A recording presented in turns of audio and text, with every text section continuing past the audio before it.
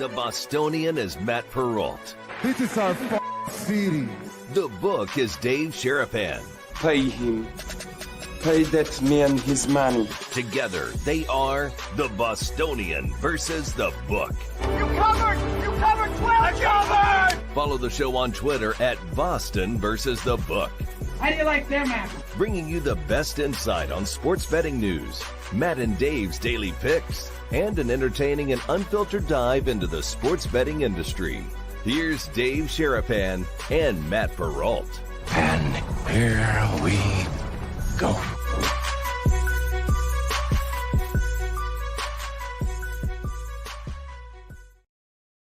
Happy Tuesday, guys. How are you? Welcome into another episode of the Bostonian versus the book. He is Dave Sherapan. I am Matt Perrault, and we are live on our YouTube channel at Boston versus the book. If you're not a subscriber, please go and do so. It's simple. Click subscribe. Be a part of what we're doing over there.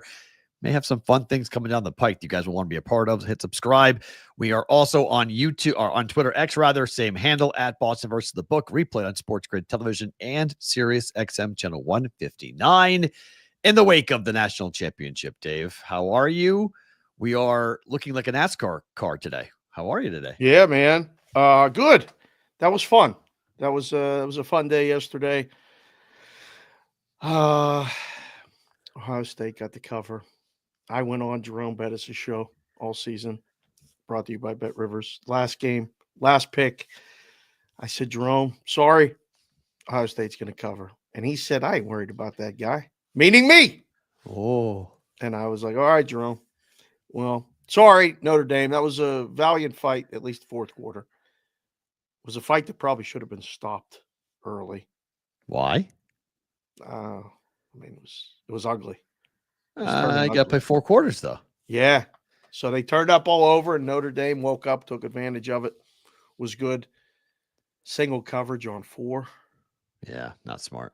We'll get to all those conversations because I think there's a lot of things to get into for the game. But before we get to football, just have to ask about the weather.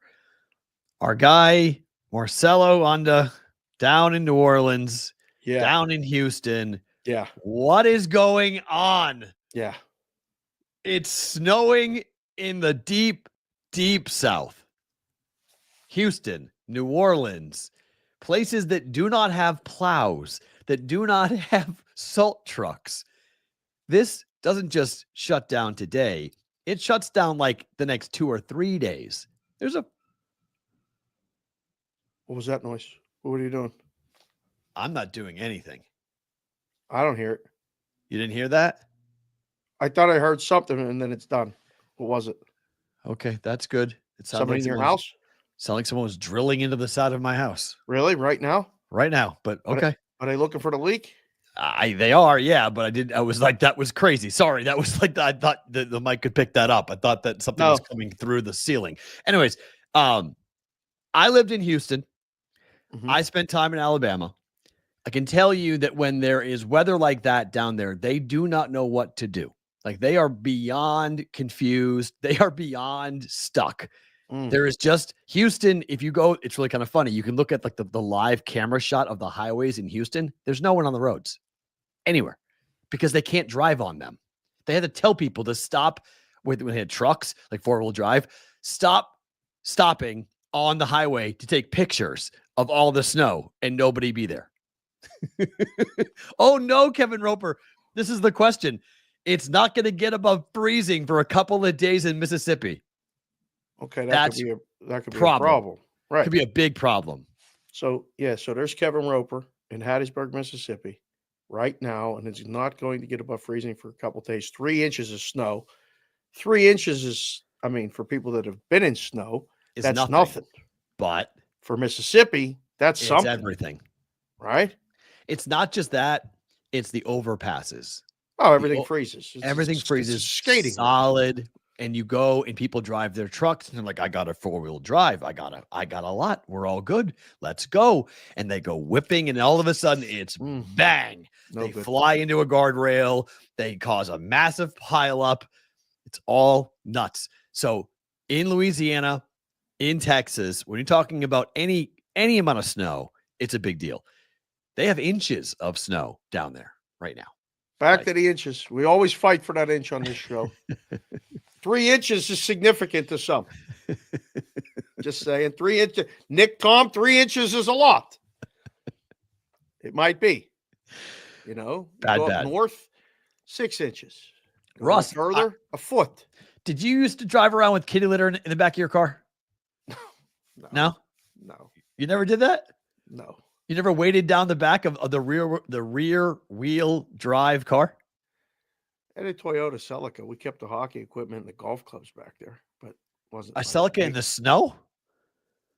Listen, that was the car we had. We had to figure it out. It wasn't easy. You couldn't drive that thing in the snow. It was treacherous. Yeah. So that's what I mean. If you get stuck, you can put weight behind and put kitty litter or put any type of weight behind the wheel well, and it will be able to go better. Yeah. Traction. I know. Fertilizer bags, yeah, you can do that too. Anything of weight, salt bags, yep, can do that. Kitty litter or a sandbag, yeah, Ross, 100%.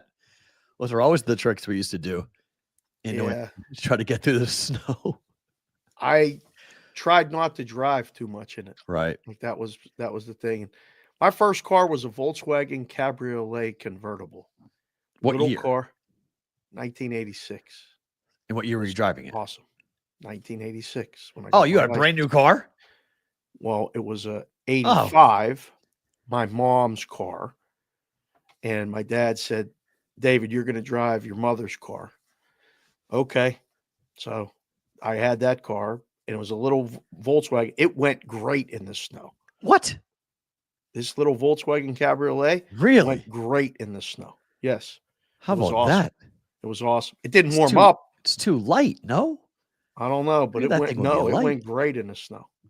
And then my brother, when he got the Celica, that was like I don't know, it was an adventure. It was terrible. Used the back end, used to fishtail all the time. Oh yeah. Yeah. It's been a while. I mean, the last time I drove in the snow, I was going to California to see a Penguin game. I was going to LA. They played last night in LA, and I saw the schedule, and I went, geez, I remember the time we went, and I was white knuckling the minivan.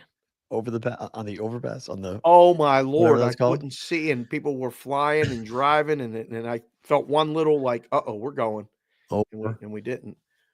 But I mean, you've lived down there. You know, remember that time it snowed here last year or 2 years ago? Yep, it was 2 years ago. It was. I watched my neighbor just drive out of their driveway, and I told the girls, nobody's leaving this house. Right. Because unless I'm driving, nobody's leaving this house today. Because there's no plows, there's no salt, there's no sand. There's none of that here. That's why our cars look so good. I mean, we don't have any rust. We don't have any of the problems that you guys have on the East Coast. We never have undercarriage. You go to the car dealership and they're like, you got to buy the undercarriage protection. We don't have that here. No car dealership's trying to sell you some stupid thing to make sure the undercarriage of your car doesn't rot. We're lucky. Yeah. Well, we're lucky. It's German car probably was 55 today here. I mean, there's salt in Louisiana. I know there's salt in Louisiana, Butchie. They don't have salt trucks in Louisiana. Oh, it was spread? They had salt trucks in Louisiana? Where? I hard to believe they have it in Louisiana. I lived in Alabama. They didn't have salt trucks. No was just down there. Butchie just spent almost 2 weeks down there. So he just got out of Dodge. He left yesterday. So he's back down south. But Huntsville had nothing. Alabama had nothing. Houston had nothing. No one had salt trucks. That was always no. Oh boy. What is this? Double K. Hello, Double K. I got to see Double K yesterday. I introduced him to Chicago John and Chicago Kristen. I just hopped on, and I'm very curious about Dave's take on the 11-year-old that got Paul Skeens' debut patch and a card. The Pirates are offering 2 season tickets behind home plate for 30 years. Yeah, I'm already in touch trying to get a hold of that 11-year-old, see if he doesn't want to go to the Pirate games, if he wants to give up the tickets. I'm already trying to get so we talked about this. Yep. It was more than just 30 years of season tickets. No, swag bags and stuff. It was a lot more than that. Stuff. Yeah. But it still wasn't going to be enough because isn't that thing worth like 30,000? I don't know. He lives in LA. He's not going to the Pirate games. This kid lives in LA. Did he get it in LA? Yeah. Oh, wow. Yeah. He probably wants to go to the Dodger games. I mean, they sign everybody. They're getting everybody else. Why would he want to go to the Pirate games? I don't know, Double K. I gotta find out. What an interesting dilemma to have if you're offered season tickets to a bad franchise across the country that you don't care about. Yeah. And you're in LA, the home of the defending champs. And the team, I mean, Santana just put it, the Dodgers are minus 330 to win their division. We'll get to it. We'll talk about that today. Come on. Do you follow Skeens when he leaves? I didn't say nothing about the Lions, JPC to fourth. Why would you even? It's not even spring training yet. You're already talking about Skeens leaving. I wonder if the team, would they buy the ticket? Would they buy it off of him? Yeah, softball game for 50 people at PNC Park. Kid won't care. That'll be nothing. I'm trying to get that done. I proposed that to my buddy that runs the team. I wanted to recreate our softball team for the fraternity. And I said, let's have a softball game at the park. Doesn't it cost them like $20,000 to do that? It's like really expensive to do that. It is very expensive. Because the grounds crew has got to fix everything you guys do, and you got to have everybody there to make sure it's perfect. I mean, there's a lot of work goes into those stadiums, fields, stadiums. I mean, like, that's why you can't run on them. We shot a couple videos on it when I did that show for the Pirates. Right. And the groundskeeper said nobody gets near that mound. Oh, no. The mound you can't go near the mound. That's why the whole Winter Classic pisses off the grounds crew so much, because they got to take the mound down. Oh, they get so mad. They got to redo the mound from scratch. That guy said, listen, it may rain, it may not. You guys can shoot your videos. You can go near the bases. Do not go from behind home plate. Do not walk towards the mound at all. Stay outside the baselines. We're like, all right, man, no problem. You don't mess with the grounds crew. Don't mess with the grounds. As the Simpsons will tell you, you don't mess with the grounds crew. It's bad news. All right, what happened last night? Ohio State won. They're claiming it's their 9th championship, but officially it's their 7th championship. If you go by the Associated Press, Alabama does this. Nebraska does this. A lot of schools do this when it was the API championship, or there's all different. In the pre-1960, there were a lot of different national championships. So we're claiming it's 7. Ohio State fans are claiming that it's 9 for them, but they win 34-23. The Buckeyes win the title after spending $20 million in NIL money and having an athletic budget of over $300 million. It's a lot, isn't it? It's a pretty unique ring because we've never seen it. We've always, guessed these guys bought and paid their players or whatever it might be. We know for a fact now that Ohio State paid $20 million in NIL money, plus spent over $300 million on their athletic department as a whole to go win a championship. Is it a bought and paid for championship? It's the nature of the game now, right? I mean, can you win a championship without spending $20 million? Probably not. Are they going to put out what everybody spent, or just them because they won? Well, everyone, we have an idea of what everybody knows. I mean, you guys didn't. Penn State didn't spend $20 million. What'd they spend? 10? We don't know yet in terms of like, if you can look it up, you can look it up. But I know $20 million was among the most spent publicly known money. LSU spent more. That's true. Texas, who else? Ole Miss spent more. Ole Miss spent more than that. Wow. Than $20 million. Yeah, there's a lot of schools that just decided to pay. What do you think Notre Dame spent? Not as much. Not as much. Yeah, I know Notre Dame didn't pay nearly as much, but they're a private institution, so they can keep it kind of quiet as to how they did it. But there's other things that really. And Butchie's making a joke, but he's not actually wrong on this, saying it's almost free. If you do win it, I mean, they're going to make way more than that. The university in merchandise. I mean, it's going to be insane how much money they're going to make off of national championship gear. Every Buckeye fan in the country is going to have something. They're making it up with gear. They're making it up with the rest of the stuff. Well, it was funny because the kid that had the fumble recovery for the touchdown? Yeah. He didn't say how much money he made, but he said it was very lucrative for him in the NIL world. They made all kinds of officially marketed gear for him running the ball back. The game against Texas. Yeah. That fumble return for a touchdown. Yeah. He said, I made a lot of money on that. And it's pay for play.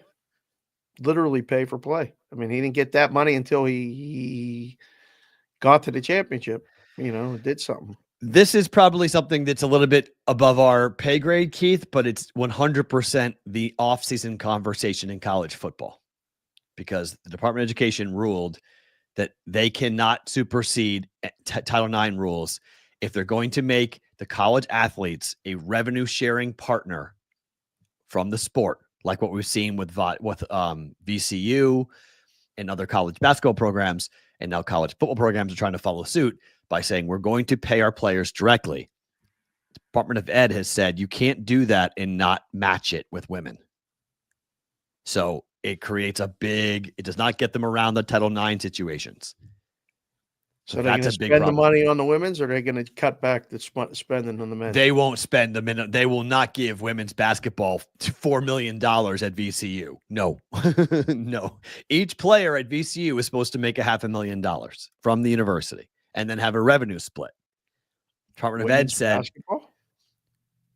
No, the Department of Ed said you have to spend the same. If you're going to give it to the men, you got to give it to the women too. Oh, the men's basketball team, everybody was supposed to make $500,000. As a employee, not as an NIL, not NIL. They were going to we're going to pay you $500,000 to go to school here, to play basketball here. Here's a check from us to you. Department of Ed said, great, we love that. Can't do it unless you do it for the women too. Now, I don't know if it has to be dollar for dollar, but that's what Title IX says. Title IX is dollar for dollar. It was sport for sport. If you do, if you add a men's sport, you have to add a women's sport. Right. That's the way Title IX and spending too. Read. I can't believe we're still this still is coming into play. I did a senior paper on Title IX at Penn State because they couldn't add a hockey program. It was a club program because they couldn't add a hockey program because there wasn't a women's program to add. And there was a big debate back then. Right. And it was we got, I think at the time when I left, 93, when I graduated, I think there were 28 sports. And they're still talking about it. Now it's coming into play with the money. Yeah. So CBW, that's not the old department. That's the old. You mean like yesterday, 2 days ago, before Trump came in office? Yeah, fine. But it was still done before, they still ruled on it before Trump took over. So if you say Trump's going to destroy take down the Department of Ed, maybe, but the Department of Ed just ruled this, and this is like law. Like right now, that's their ruling. They're saying, hey, you can't do this. Public institutions cannot do this. Private institutions can do this, and there's always been this big question about public versus private for Title IX. But the NIL world, that was how you could pay your players and get around Title IX. Because right, you can pay them. Yeah, because Will Howard, as a quarterback of Ohio State, well, there's nobody on the women's program for Ohio State that has the same level of attention, fandom, following. So it made sense to pay him directly. Title IX doesn't come into play. But the university is going to write a check directly to Will Howard and say, hey, come play school here. We'll pay you $4 million out of our pocket and not NIL. Because NIL money, as we've seen here with UNLV and with other you're depending upon a sponsor to pay you. Kind of like our show, you got to get paid, right? Sponsors are going to write the check. You can say, hey, I'm doing a ad for Arby's, or I'm doing an ad for Burger King, or whatever. But the check doesn't come in when it's supposed to come in, and somebody delays payment or whatever it might be. Hurt feelings happen. Kids don't want to get paid that way. They want to get paid right. Give me the money right now. And the university is like, well, if it's NIL, it's going through a collective from somebody else to you. We don't have our hands in it.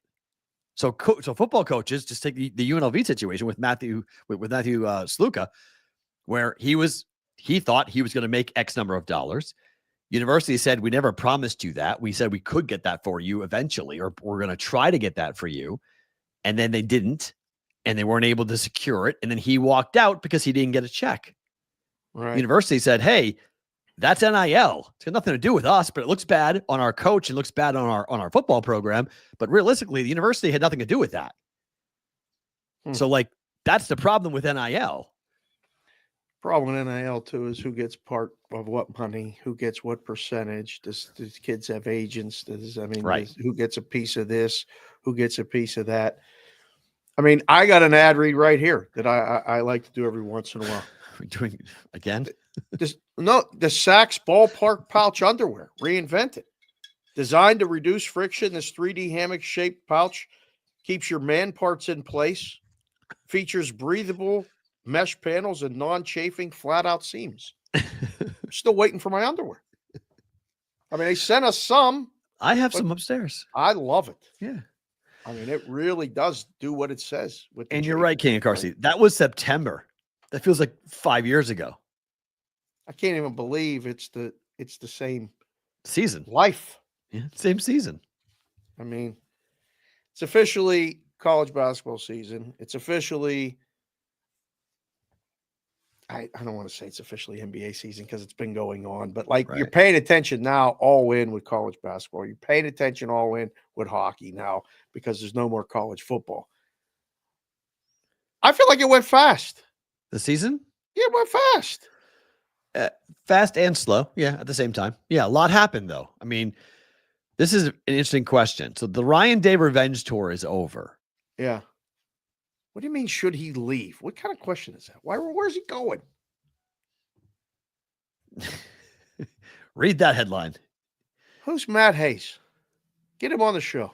Writer for USA Today. Come on, Matt Hayes. After winning the CFP, Ryan Day should head to the NFL and leave toxic Ohio State fan base. Really?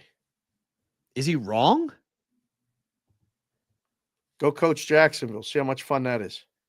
Well, you're paying more. Yeah, I mean, you're better off staying at Ohio State with a toxic fan base than going to Jacksonville.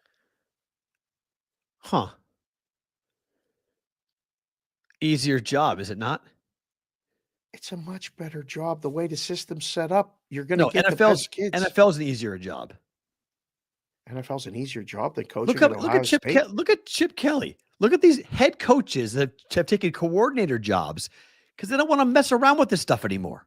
They're sick and tired of this. They don't want to deal with this crap. I think the NFL is way more attractive than college football is. Ask the people right now. Give them a poll. We'll ask them Matt Hayes' question. Matt Hayes, you can come on the show. Just reach out to us. askthebvb@gmail.com. You can email us. We'd love to have you on the show because it's ridiculous. I mean, this is the question that, like, and this wasn't even a thing back then, but like, we used to hear this at Penn State all the time. Like, Joe's leaving, Joe's taking an interview, Joe's this, Joe's that. And then Joe realized, you know what? I like living in State College. I have a great stadium, and it makes it hard to get here. It's a tough place to play. I got recruits calling me. And now, yeah, it's harder, but it's not harder at Ohio State. It's harder to recruit at Louisville. I mean, because now your kids. Isn't it hard? I mean, Will Howard is gone. You have to go find a new quarterback every year. Yeah. You got to find a new quarterback. You got to recruit a new quarterback. What if Chip Kelly leaves and goes back to the NFL? You've lost your offensive coordinator now. Well, that's the hard part about being a head coach. Look at Dan Campbell's got his whole life changed in Detroit. Yeah. Your guy that does everything leaves, Both. for more money and a different job. Well, now he's going into your division. I mean, Ben Johnson's going inside your division. He went to go compete against him. And now the Jets are going to take his ZC. Well, again, that's where I think it's harder being a coach. He could be the coach at Ohio State for the next decade. That got him a pass for a decade, did it not? He don't have to win another national championship for at least 5 years before any heat. I mean, people are going to complain about everything. They wanted to fire him after the Michigan game. Nobody wanted to fire him except those crazy 5% of the people. But that's the question. It's not 5%. It's the toxic fan base. It's not 5%. Even Herb Street said it over. Herb Street was crying on the air last night. He was so happy for him. Because of everything all the adversity. All I kept on saying was the adversity, everything this program's been through, everything Ryan Day has been through. It's over one game. It's over one loss. Yeah. All that adversity came from one loss. It's all forgotten. They That's they a won a toxic national fan base. championship. They won, Yeah, they now won a you- national championship. And now do it again. Yeah. Run it back and do it again. You haven't beat Michigan. You have not done it. If he loses to Michigan again this season, next year in 25, the same 40%, I would agree, Roger, the same 40% will try to run him out of Columbus, and they'll want him gone. Did you put up the poll? I missed it. Yeah, it's there. Let's put I this- agree, Juice. He had to win the national championship to save his job. I don't know if it was to win it, but he had to get there. He had to win the national championship to get there, and he almost blew it. He almost blew it. You can ask all them that crazy rabid fan base today. Would they rather lose to Michigan and win a national championship? Yeah. Dave, that's a great question. Some people would tell you they want to beat Michigan. Well, There's some people who would tell you that that's all that matters. Is beating Michigan's the only thing that matters. It doesn't matter about the chip is the chip. Who cares? Who cares? make about the sure chip? they don't wear any of the gear. Fine, I'll agree with that 100%. But there are people, Not fans, if that's the case. there's people in Alabama that only want to beat Auburn and don't care about Saban's championships. You think Saban listened to them? Listen to them? No, but he He- hated he- them. He talked about them all the time. He called them rat poison. He hated them. He hated them when they were up. He hated them when they were down. Because Right. all they did was feed his players full of nonsense and bad stuff that didn't help the program. Yeah. And David hated them. He absolutely hated them. So Well, I think it's going to be very interesting to see how Ohio State fans handle the success that Ryan Day had in the playoffs. well, Because that 40% will handle it like all Jagoffs handle success, with arrogance and attitude and Yeah. annoyance. right, and they'll run Yeah. around and they'll have their championship gear in your face, and they'll still want to run Ryan Day out of town the second he loses something. It's a A thankless game. job in that Oh, situation. that's what I mean. So if you go know? to a NFL franchise, That appreciates you? no, not appreciates, but they don't do. College football fans are way worse than NFL fans. Way Are worse. they? Way. It's not even a debate. It's not even Okay. close. The level of myopic behavior that comes in college football and college football fans Mm-hmm. is totally different than NFL fans. NFL fans are professional sports fans. They may act more unruly at tailgates or in stadiums and whatnot, but they tend to move on to the next thing. Like in Detroit, they're moving on to something else. Like they're looking ahead to something else. Like the Lions are over. Tigers had a decent season. I know that things didn't go well with some players who left and whatnot, but they're looking forward to the Tiger season. It's like spring training. So talking about that now. They move on to something else. College football fans don't. Like you can talk college football in Columbus 365 days a year, and that's it. And it drove me crazy because in Omaha, Nebraska, you can do that if you want. You could talk Nebraska football 365 days. I refused to do it. Yeah. And so I had peaks and ups and downs. When Nebraska was bad, my radio show was number one. When Nebraska was good, people listened to the other station. They came Right. in, it's Kevin Kugler, who now does stuff on Fox Sports. So it's me versus Kevin. When the Creighton Blue Jays were good, I won in the month of March because I talked about Creighton Blue Jay basketball all the time and Nebraska basketball sucked. But they every day talked recruiting and every day talked college football. And I refused because I didn't care. I didn't care about a freshman in some place and some quarterback who may transfer and sit a year, because those were the rules back then. Yep. To go and do it. So NFL football fans aren't generally like that. In Like certain cities. In certain cities, they are. I mean, they're still trying to get rid of Tomlin. He's never had a losing record. He has no playoff in success. Pittsburgh, Every single day, somebody if the Penguins talks about are him in on the show. Cup finals, they're not talking football. Oh, They're they talking are. about the Penguins. Oh, they are. They're talking about the draft. They're talking about the schedule. It never ends. Pittsburgh's one of those places. Steeler talk every day. Yeah, it's That rare. local stuff is brutal. But what's college it's a there, though? grind. I mean, what's the college talk in Pittsburgh? There isn't one. Correct. It's like Boston. Right. It's So- an after effect. Right. So my point afterthought. is that college football fans generally are very, very myopic in the diehard crazy zones. In the SEC, it's Yeah. almost every fan base besides Vanderbilt. I mean, I would say, and even Vandy can be a little bit crazy, but they're in Nashville, so they get a little bit put off on that. Austin, Texas, they're like that. They're myopic on that. And then basically once you get to, I mean, probably in Omaha, once you get to Omaha, out west, there really isn't a fan base, I would say, out west that anywhere near the myopic Big Ten, myopic SEC. I'm gonna put it in the chat, boys and girls, if you think that you live in a city that it's like that. I'm just curious because there's so many college football, like so many college football towns that are like that. That in signing day, I mean, like signing day, I was like, whatever. In Omaha, signing day is a holiday. Like people sit Right. around and they literally send reporters to watch the fax machine when there was fax machines. They would sit there and watch the faxes come through. Oh, so-and-so from Lubbock, Texas has signed his LOI. Letter of intent. Like, okay. And now it's, Iowa City is 100% like that. Iowa City is definitely like that. College Station's like that. But the problem with College Station is College Station's not that big of a town. So really, College Station is more of like a suburb of Houston, and it's too far out to get Houston media. So it's like an hour outside of Houston, and sort of like it's weirdly situated in between Houston and Austin. So like there's media in College Station, and all they do is talk Aggie football. That's true. That's it, 24/7. But it's a really small market. It's a very small. They're probably giving out same game parlays too. They're probably doing prize pick six leg parlays. That's what they're probably doing. Who knows? That's the best part. Like that's for me. Yesterday is another day. Like it's just one big football game with a lot of handle. Right. I was down at Circa. Got to spend a little time with Chicago John and Chicago Kristen, and all the boys were down there. I got to see Humans. I got to see Tim Murray. He even had Ohio State. I mean, He knew he's a Notre Dame guy. Everybody was like, okay, it's a big game. And then you just turn the page. So for people in this business, it is the end of a season, the end of a thing, and nobody's talking about anything. I saw the numbers for next year. Who's going to win? You can't do it. Well, you just put up this year's numbers. You just copy and paste, and who finished towards the end, and they're the favorites, and then this one's the favorite, and you move it down a little and adjust the other. Nobody bets it. Who in the world would bet right now? Before you know who your quarterback Show is. yourself. Right. Well, who's the quarterback? I mean, even Ohio State doesn't know who their quarterback is next year. That's what I mean.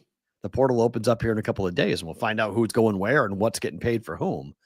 But, I mean, everybody who had Ohio State probably shouldn't have had Ohio State. I mean, that shouldn't have covered last night. That was luck that covered. I don't know what Notre Dame was doing, kicking a field goal down 16 points. That made no sense. And then he missed it on top of that. I don't know what that was either. That was more. I mean, there were a couple of plays. You mentioned the leaving number 4 on an island, 1-on-1 in the biggest moment of the year. Yep, that's a questionable decision.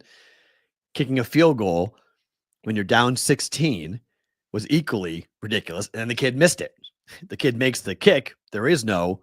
And then, well, Will Howard, you want to know why Ohio State had to kick that field goal?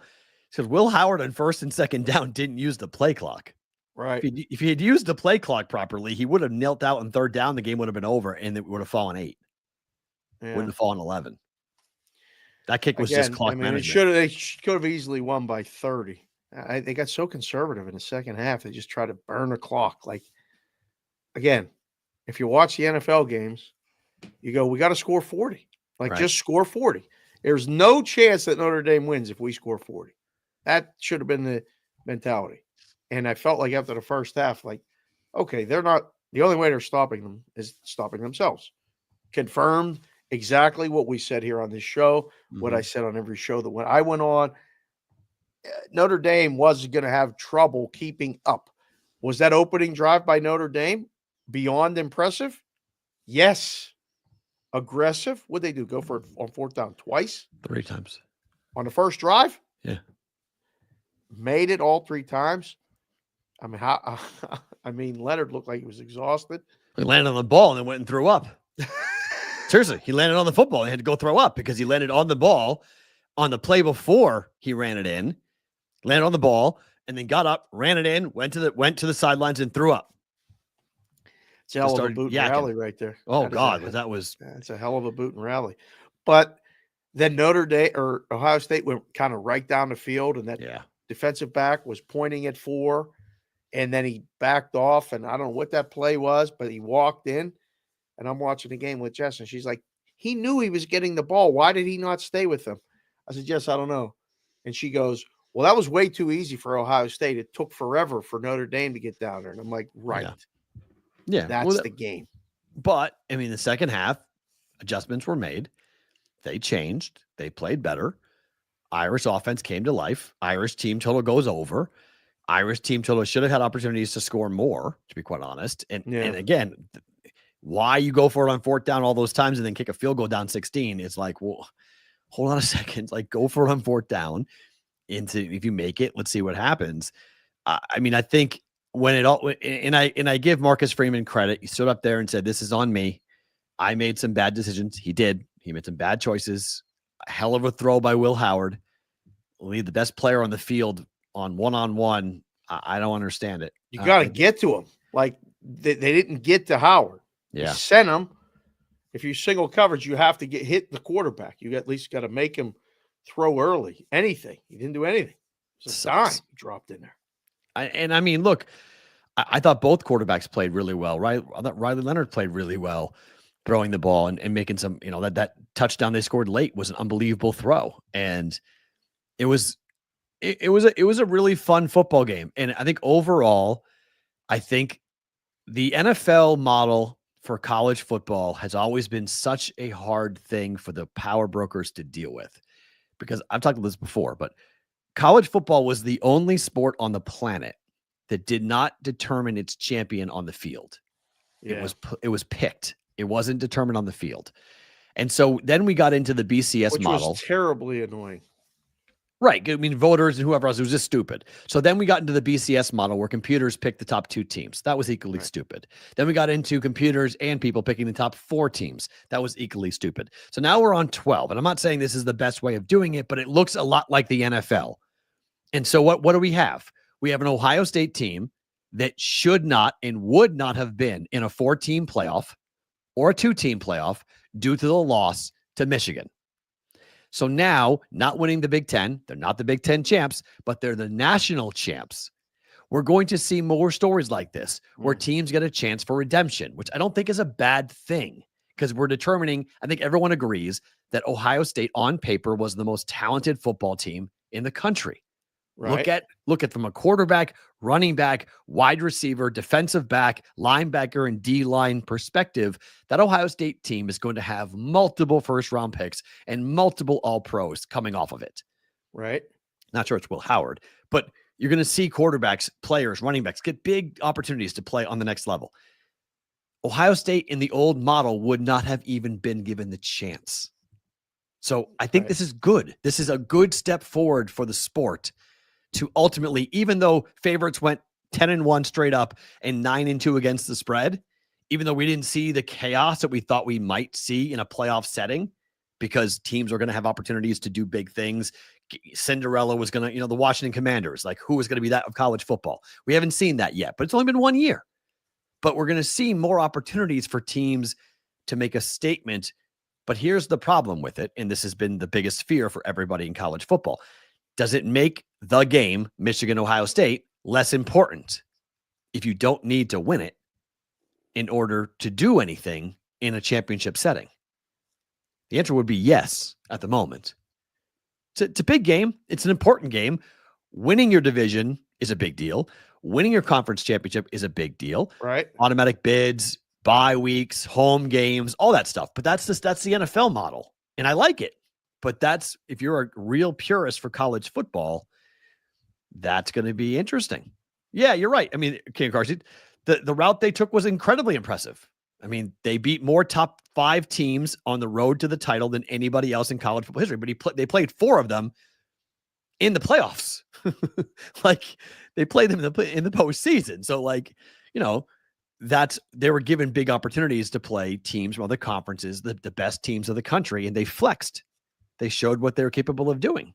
So Michigan wins it last year in a 4-team playoff. This year, it's Ohio State who wins it in a 12-team playoff. Let's see where the money goes. Let's see how it all kind of swirls around. But it's a new era. I like it. I like where we are. I don't like NIL. I don't like the money. I do like the playoff setting, whether it be 12, 16, 14, whatever the number is.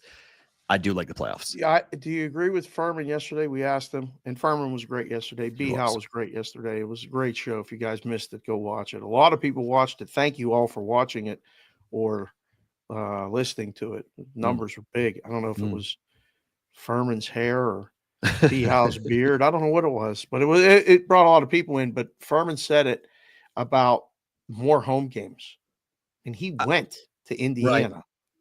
Or Notre Dame. He went to Notre Dame and he went to Ohio State. Those back-to-back Friday, Saturday. Yeah.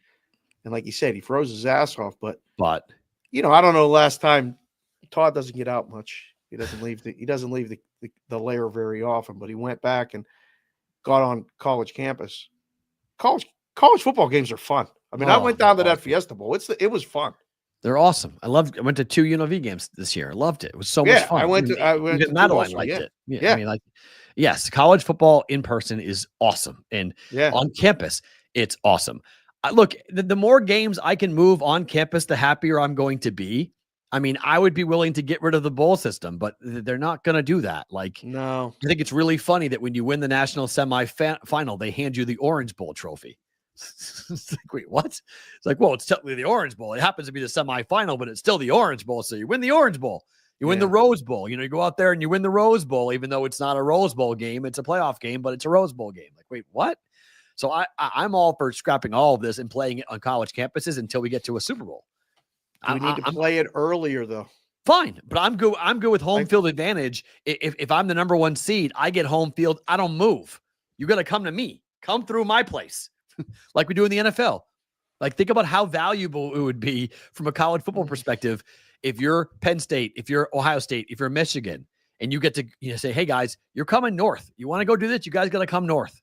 Or if you're Alabama or if you're Tennessee or you're one of these programs and you're like, you know what? It might be cold, but we have 110,000 people screaming at you. Good luck. Come on. Come on down.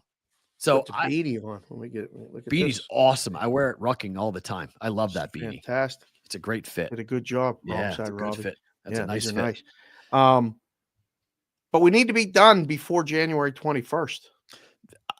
I think you're right about that. I think a lot of people, I think the prevailing opinion from non-college football fans last night was, you're still playing college football?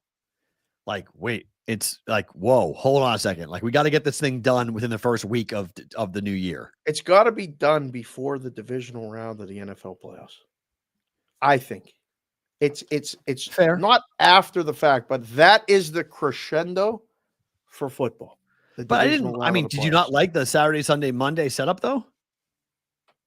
I like that. That was nice. That was cool to have that 3-day run of Saturday, Sunday, Monday. I did selfishly. Yeah. I liked we had a game, but it was, I don't know. And again, to judge it from a lot of people that don't bet and have a life and have different things. In my house, it's all women. And they're like, that game is tonight? Right. Really? Yeah. They knew when the Chiefs played. Right. But the house has become. But that's just part of the rhythm, though. Like, eventually we'll be part of it and we'll be fine. It's year 1, so it's all awkward. It's all new. Yeah.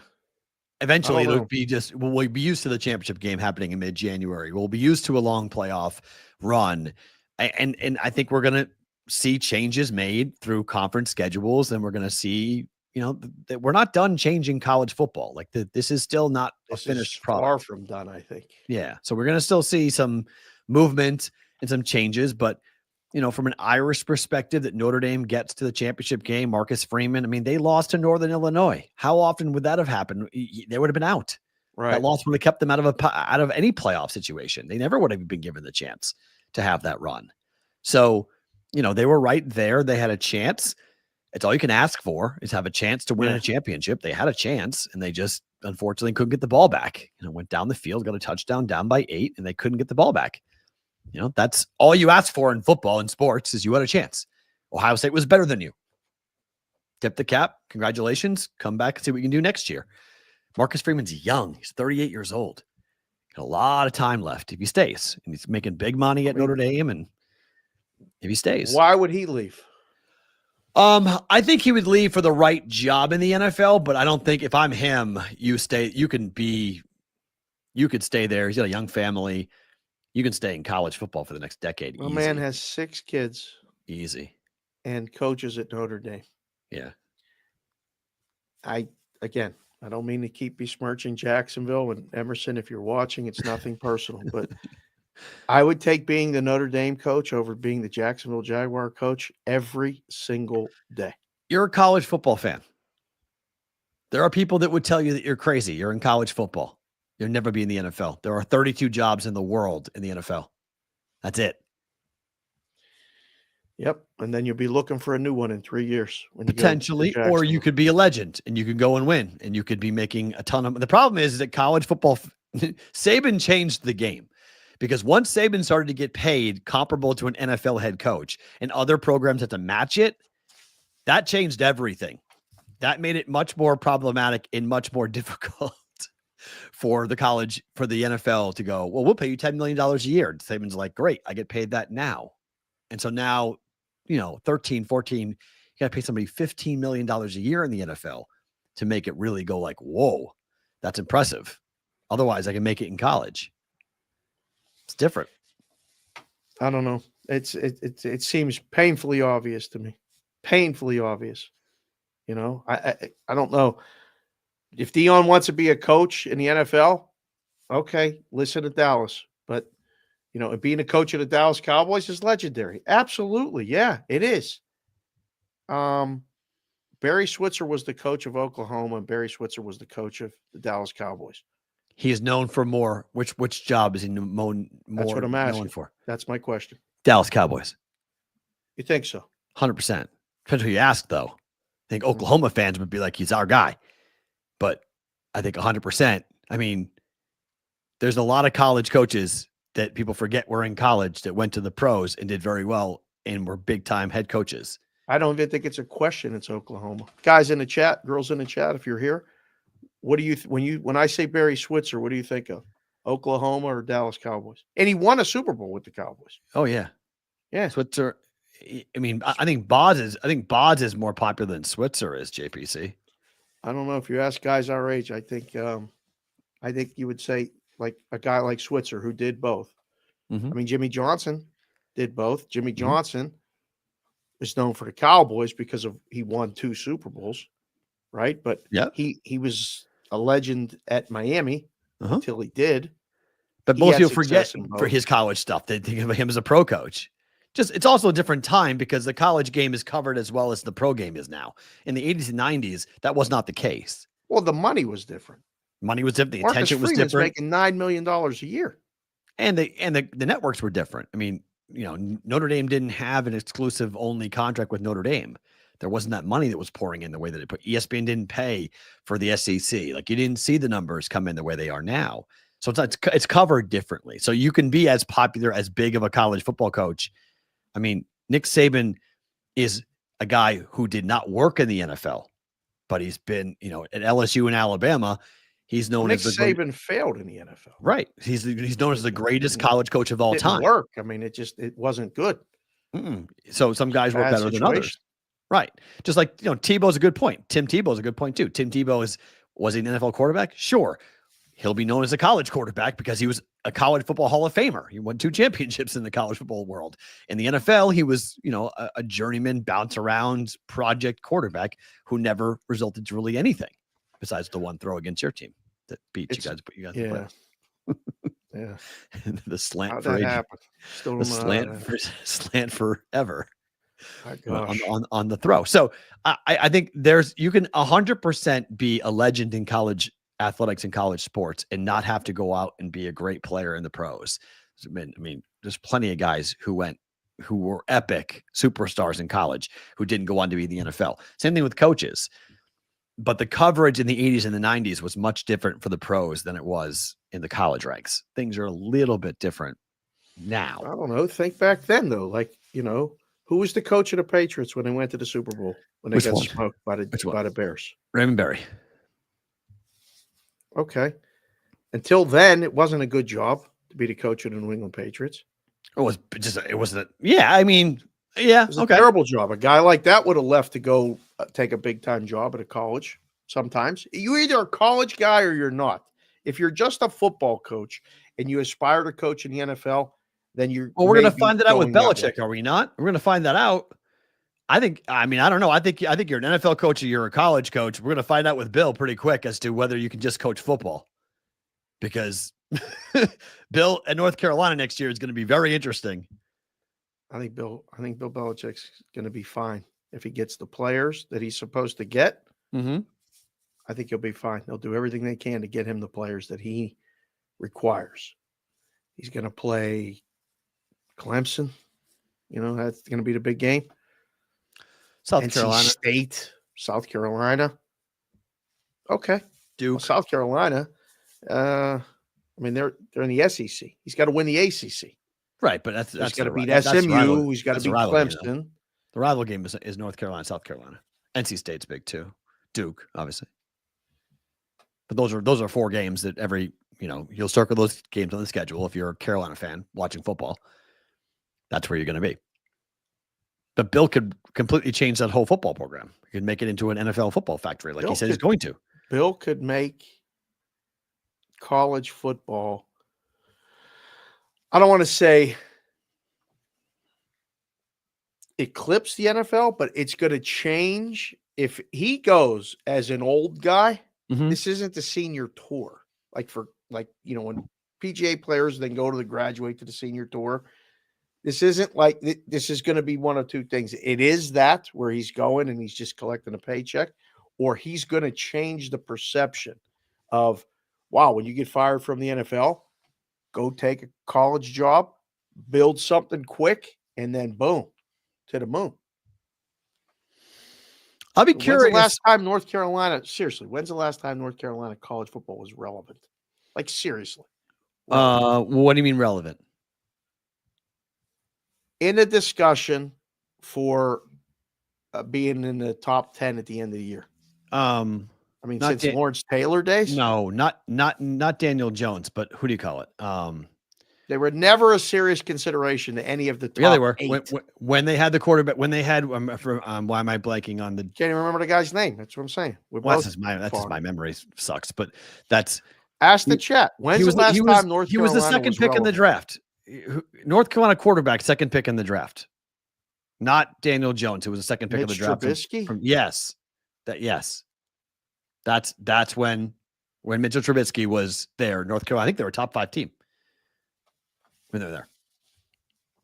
I don't know. Drake May had him pretty good too. Drake May didn't have him top 5, but Drake May had him decent 2 years ago, not his junior year. Drake May's second season at North Carolina, not his third season at North Carolina. His third season at North Carolina wasn't good because of the problems with the wide receiver that was held out, that they didn't rule him eligible until halfway into the year. And so Drake May didn't have his full complement of weapons the third year. But the second year, Drake May put up huge numbers for North Carolina. And they were, under Mac Brown, I don't think they were top 10, though. I think they were top 15, I think. But Trubisky, they were top 10. I remember when Trubisky, that's how he wound up being a second pick in the draft. He had them playing really well. It's one of those situations where individually, it may have been relevant, but team-wise and being a team-wise, they were good. Team-wise, they had wide receivers. Team-wise, good, but they're not seen as a real thing in the perception. Not long term, but like in the period. Well, like this year, they would have been a playoff team. They would have been in the playoffs. So that's going to be the change now. Is did you make the playoffs? Yes or no? The answer is yes. Okay. Well, hopefully that's a good enough standard for some people, because it might get you SMU to the playoffs, and then you don't do anything in a playoff. Then fine. It's like, the comparison to this year would be North Carolina was SMU. Yeah, not one person thinks that SMU deserved to be there. Fine, but that's where Carolina was. That's the pecking order. Good quarterback, good offense, not a very good defense, but they were like one of the best teams, one of the top 10 teams in the country that had a chance to go and do stuff. So that's where they were with Trubisky, and almost similar to with Drake May. But your point's not wrong. I think you're right. I think there are situations where NFL coaches, if they get fired, will say, well, I can make $10 million a year, run a program, and either go back to the NFL later or not, and just sit and be very happy with coaching, in a college ranks, in a college world. But you got to know how to recruit. You got to know how to relate to younger players. This is the question with Belichick. Like, can Belichick talk to younger players? Are they going to drown them out and be like, listen, old man, I'm not playing for you. I don't care when you won. I'm not listening. So, like, that's the test. It happened at the end of Bobby Bowden. It happened at the end of Jopa. It happened at the end of older coaches that, stay around. I mean, he's coming in at 72. Bringing his son, but yeah, I mean, Steven better be able to. Although, Belichick is rocking, hanging out with the youngin. So, I mean, he's probably talking all the right language and things every day. He's dating a 27-year-old, for goodness sakes. Dropping the sleigh. Right? Yeah. Tyrone Boyd. I see you, Tyrone. Day should stay. Absolutely. Day's not leaving. He's not going in. I don't know. I don't think he's leaving, but I think it's a question as to whether he should or should not leave. I think he had it really rough. He could leave him high and dry and say, why do I need to do this? I don't need you now. I did what I was supposed to do and goodbye. Like I'm out of here. There was one final thing before we move on from last night that this is a pet topic of mine, but this happened. Bizarre scene from the Notre Dame locker room. Players yelling at reporters, coaches warning people not to ask certain questions, amateur hour. I bring this up because this is why we do not belong in college or pro locker rooms. Like, these kids are heartbroken.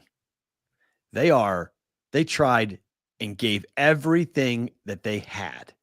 And now they got somebody that they don't know sticking a mic in their face, asking them to respond only moments after they just lost the worst game of their lives. And we're surprised that the kids are pissed off. We're surprised they're mad. We're surprised that there's problems. Like, coaches shouldn't be telling reporters how to do their job. That's awful. There should be respect. But the respect should come from get the hell out of the locker room. We don't need to be in there. I know reporters say, well, I want the real stuff. I want the emotion. I want the real, comments. No, you don't. You just want juice. You want something that's clickbait.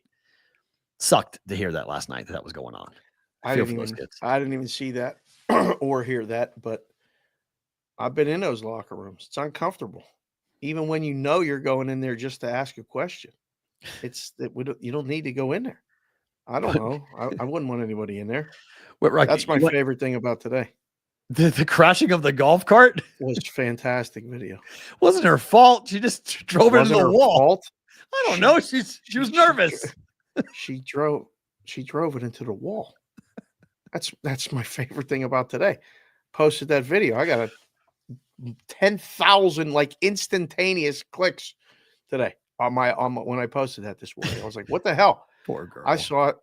Poor girl. Ryan Day was looking at her like, turn the wheel.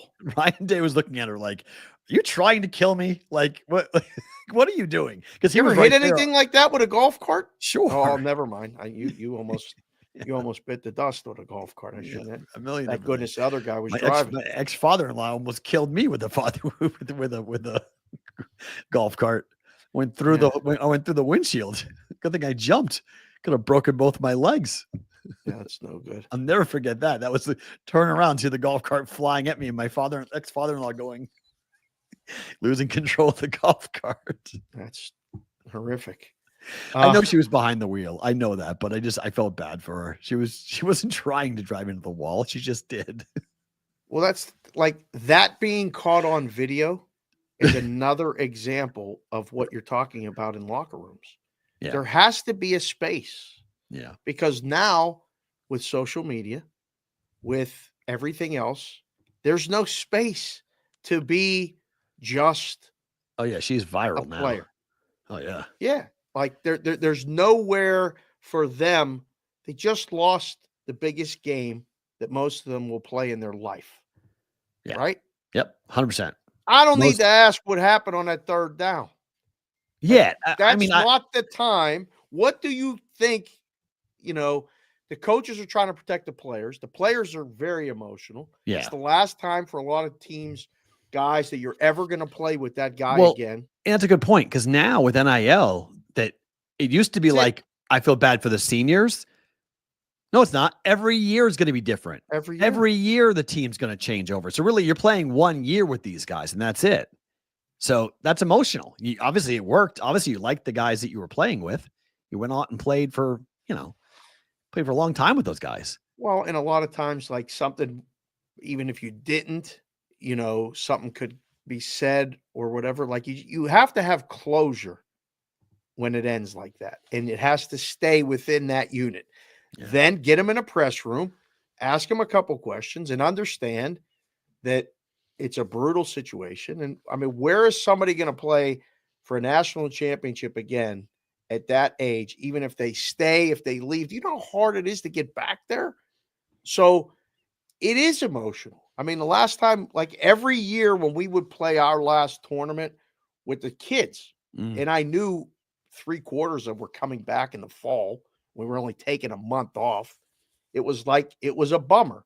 And then the last one, if somebody would have asked us when we lost our last game, we got walked off in our last game. It was crushing. We had the runners at second and third, and we were down 1. Kelsey was up and hit a rope over the 5-6 hole, and the shortstop made a diving catch and ended the game. It was going to drop. Both runs were going to score. We were going to take the lead. And this girl made the catch of her life. And nobody knew what to do. And the girls everybody, it was the last game we played together. We were together 9 years. So we got in the dugout. We shook their hands. And then everybody started crying. And everybody was like, if a reporter would have asked any one of my kids at that time or asked me, I would have choked them out. Leave us alone. I told the girls, like, everybody just stay here. Your parents can wait. Like, and then we all had our moments. And then we sat on a field and took pictures for an hour. And everybody came up and thanked everybody. Like, there has to be that moment of closure. Why are we running in the locker room last night? And that's why they were mad. And that's what happened. And again, I don't want the locker room open. I pro college, I just think it's ridiculous. I think there should be a designated space to go and interview players. You can make requests and that player can be brought out from the locker room to have an interview and do have the whole, they call it, and I won't say it, but it's a term that people will laugh at if I say it, but it's what they call it when all the reporters get around one player who sits there and answers a litany of questions from a bunch of different people. And then you send them back in the locker room. You don't need to be in there. You don't need to be in that space. It's not everybody's built for that either. Fair. Right. Like, just because you're playing football, right, doesn't mean that you're able to compose yourself and give legitimate quotes right after you lose the biggest game. That's the hard. It's easy to talk when you win. You see all them Ohio State kids lighting cigars and doing all that other stuff, all their phones. It looks fun.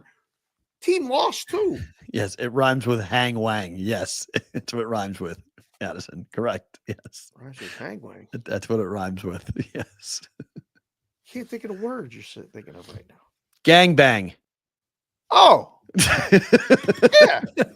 A media one. Yes. Yeah. It's different. I mean, it's not, it's not what you're thinking of. But that's what we called it. We don't even have to block that. Okay. I don't know what's permissible or list. not. Remember, he gave us some 7 words. Okay.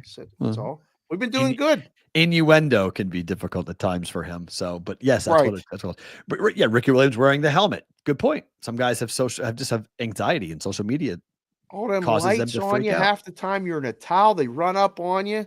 Yeah. Just let me get dressed. Hold on. Yeah, that's the weirdest part is when guys are naked. Like, what are we doing? Like, just let them take a showering. Like, what? It's just always the weirdest. Good point, Addison. You're a wrench. Hang wang was not the best choice of rhymes. It's fair. All right, on to basketball. The Warriors are a mess. Celtics gave the Warriors their worst home loss in the Steve Kerr era last night. They beat them 125-85.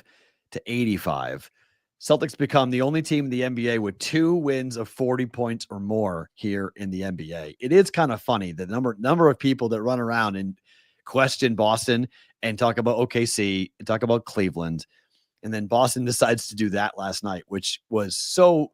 I wish there was a real rivalry there. I wish that the Boston Celtics hated Steve Kerr. I really wish that they did. I wish they hated Curry, because that would have been so much more fun if they hated them. But they don't. They all like each other. Even with Steve Kerr benching Tatum for the Olympics, even that doesn't get brought up after this. Like, it would be so much more fun if that was like a bad blood game. That wasn't even a bad blood game. The Warriors just suck. They're horrible. I don't know if Tatum hates Kerr, Chef Benny. Show me where there's any evidence of that. Like, he's pissed off that he didn't get bent, he didn't play. He doesn't like what happened with the Olympics. But Tatum's always been like, I'm not about that. I don't let that stuff bother me. He's always said that it doesn't. Yeah, he wouldn't give him the time of day. That's fine. Yeah, he wouldn't talk to him, wouldn't give him, but like, he doesn't like talk. He doesn't speak out in today's modern world. Like today's social media world, Tatum would say something and be like, how'd that taste or whatever. Like, I didn't even know they played until I saw it on the rundown. Oh, really? That's how insignificant of a rivalry it is. Yeah, I wish it was real. Warriors suck. Warriors are really bad. When I saw that, I said, oh, this is the trip. This is the Celtics West Coast trip. They do back-to-back Clippers Lakers this week. If you want to shoot out there and see the Lakers or see the Celtics in person, we could do that. It's a Dave quick Daily drive. Picks. They're 9-18 since their start. They suck. They're 9-18. I don't care what the record is at 21-21. They were 12-3 to start the year. They suck. They're mediocre. They're old. They're average. They're old. They should trade Steph Curry. Okay. They're not they trading won't. Steph Curry. They won't, but they should. If Belichick ran the Warriors, they would. Because they could get a lot for him right now before he goes over the tipping point and starts on his downward slide. That team's going nowhere. Nowhere. The Western, they're the only reason why they're not like in last place in the West is because the West is trash. Like the bottom half of the Western Conference is so bad. It's so bad. You win 4 or 5 games in a row and you go from like the 11 seed to the 4 seed in the Western Conference right now. It's unbelievable. Pull this up here because I haven't looked at the NBA. Oh, look at the standings in the West. Yes, the Bay Area would riot if they traded Steph Curry, of course. But they should rebuild by trading Steph and getting a Lions gigantic return for him. They won't do it, but 22-18 Lakers is in the 6th spot. Right. 23-20 Mavericks is 7. See? Kings are 8. Phoenix is 10 at 21-21, and so is Golden State. I mean, the 6th spot in the East is 22-20. It's the same thing. There's a lot of mediocre basketball. It's essentially a 4 or 5 team race right now. Where do you put the Nuggets? They're a debate as to where they are. Are they part of the championship conversation or not? Mavericks when healthy. I think the top 5 teams are, Thunder, Rockets, Grizzlies, Nuggets, Clippers, 1, 2, 3, 4, 5. I still don't NBA? think the Lakers. No, in the West. West. In the West. Yeah. Overall. And Dallas is going to get healthy. Yes. When you want to talk about a sport where the regular season is completely minimized. Right. And that's a worry for the college ranks. That's what they're afraid of. They don't want to have it be completely worthless. They want it to mean something. They want the games to mean something. In the NBA, Boston just showed you when they want to flex, they win by 40, or they'll lose to the Raptors as 13.5-point favorites. Yeah. It's just like, okay. Whatever. Marcelo just caught up watching the show. He said, thank you for the shout out with the picture in the brigade. You're welcome, remember when I asked you about Connor McDavid and the elbow he got clipped with, that he skated by and clipped the guy? Yeah. Did you see the cross check? Yeah. Connor's on one. Something's going on with Connor McDavid. He's either trying to change the narrative around him or he's just sick and tired of getting hit all the time. Because that cross check to the face was a cheap shot. The elbow was a cheap shot. The elbow was dirty. Yeah. Cross check to the face. Yeah. It's the longest suspension of his career. 3 games. Something had to be done. He's the face of the league. Then you can't he had allow to be suspended. Yeah. He had to be suspended. I'm just surprised that this is happening. Like, he could have gotten a 3-game suspension for the elbow to the head last week. Yeah. This was too obvious and too malicious with the stick. When you use the stick, that's where, and we used to say this in the men's leagues, like nobody wants to fight, but you need fighting in the game to police that. Yeah. When the stick work starts to happen, that's when somebody taps somebody on his shoulder on a bench and there's a fight because you can't take liberties with the stick. When the best player in the game takes liberties with the stick, you got to be suspended so everybody knows. But you can't be, it would be a shame to kind of like, and there's a lot of people that will say, well, he's a cheap player. You know, Goon. people been going after Crosby. I've heard the same thing. The goon word thrown around the last 24 hours more than I ever have before around McDavid. He's a goon. He's hurting people because he takes liberties because he knows he can. Cheap shot, dirty player. Yeah. It's like, whoo. I mean, you get frustrated, and Ross Randall said it right there. His stick got too high, but that was in response to being mugged without a call. When you continue to get just destroyed and hung on, and you're getting poked, and like, I don't know, all those years watching Lemieux happen in Pittsburgh gave me a real education.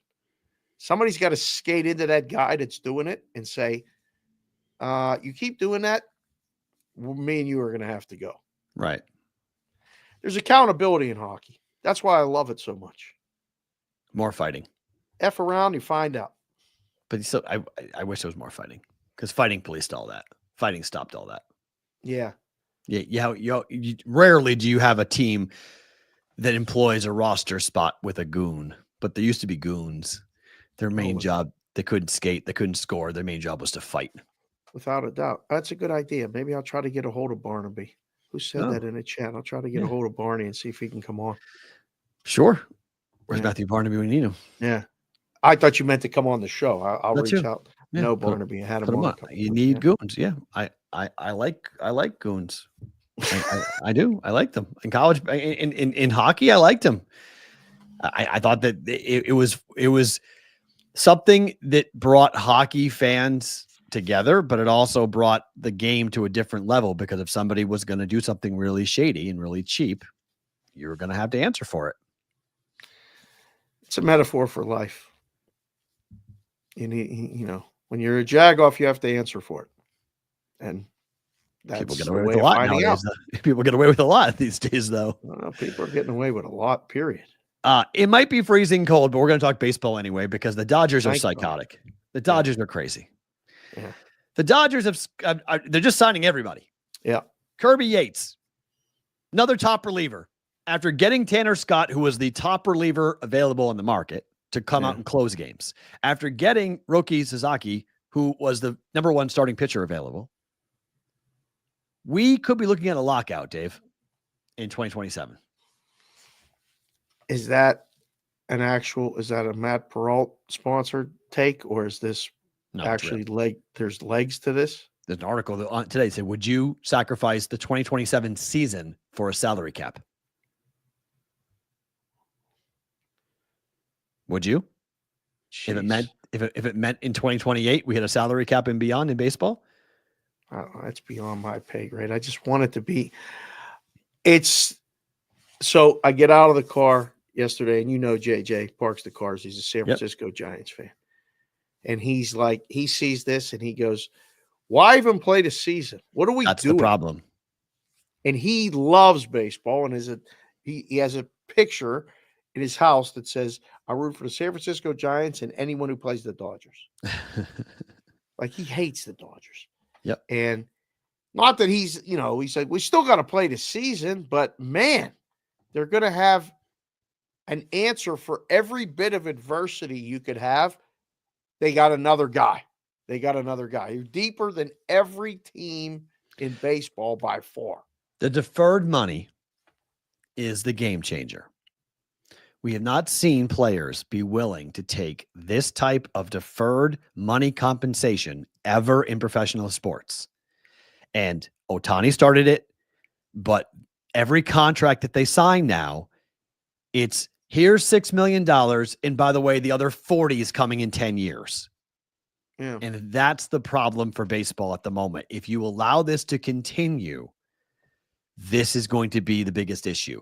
I'm not so sure that a salary cap comes into play, but there are so many teams like the Brewers and the Pirates and teams that have had payrolls around $150 million when they look at this Dodger lineup and how much money they're going to spend and how far into the salary cap they're going to dip into from a tax perspective, and they don't care, and they're already the defending champs.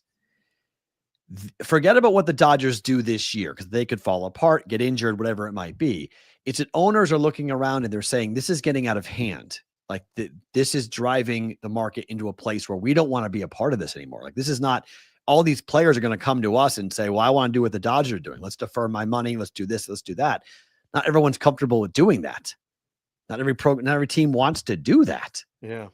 They don't have the money or the resources, or they're worried about what may happen in the future. People say, well, I don't know where I'm going to be in $40 million. Because here's the problem. The more money you defer, it makes it next to impossible to sell the team.